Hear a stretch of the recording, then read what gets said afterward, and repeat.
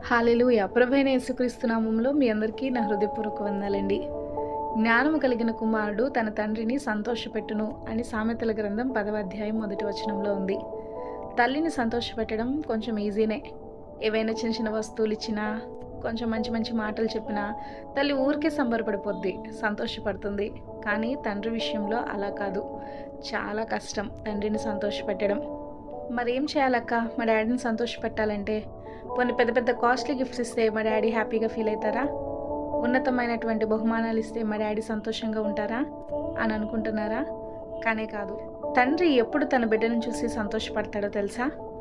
తనకంటే ఉన్నత స్థానానికి వెళ్ళినప్పుడు, తనకంటే ఉన్నతంగా చదువుకున్నప్పుడు, తనకంటే గొప్ప ఉద్యోగం చేస్తున్నప్పుడు, తనకంటే ఎక్కువ పేరు ప్రఖ్యాతలు తెచ్చుకున్నప్పుడు, తనకంటే ఎక్కువ మంచి పనులు చేసినప్పుడు, తనకంటే ఇంటి బాధ్యతని ఎక్కువగా మోసినప్పుడు, ఓవరాల్‌గా చెప్పాలి అంటే తండ్రికి మించిన తనయుడు అని అన్నప్పుడు తండ్రి చాలా సంతోషపడతాడు.